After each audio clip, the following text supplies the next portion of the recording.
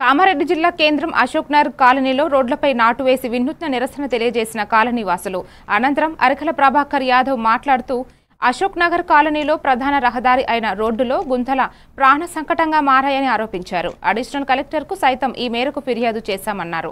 వెంటనే స్థానిక ఎమ్మెల్యే వెంకటరమణారెడ్డి, ప్రభుత్వ సలహాదారులు షబ్బీర్ అలీ, జిల్లా కలెక్టర్ వెంటనే స్పందించి ఈ రోడ్డును బాగు చేయాలని కోరుకుంటున్నామన్నారు. ఈ కార్యక్రమంలో Jagadish Yadav, Srinivas, Narender, Dinesh Reddy, medical Srinu, Sakali Srinu, Narender, medical Ravi, colony మహిళలు పాల్గొనడం జరిగింది.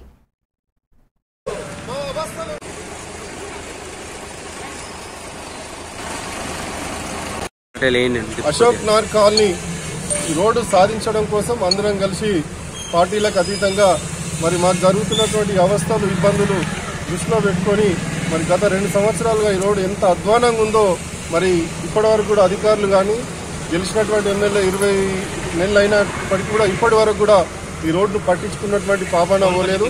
గత 14 రోజుల ముందు మేము కలెక్టర్ గారికి గల్లీ వాసులందరం కలిసి మెమోరాండం ఇవ్వడం జరిగింది. ఆ రోజు జేసీ గారు ఉండే, కలెక్టర్ గారు లేకపోయిండే. ఇప్పటి వరకు కూడా 14 రోజుల నుంచి ఏ అధికారి కూడా వచ్చి ఇక్కడ పరిశీలించినటువంటి పాపాన పోలేదు. ఇప్పటి వరకు మరి పరిశీలించలేదు. మరి ఈ రోడ్ అంటే ఇంత నిర్లక్ష్యమా? అశోక్ నగర్ కాలనీ వాసులు అంటే ఇంత నిర్లక్ష్యమా?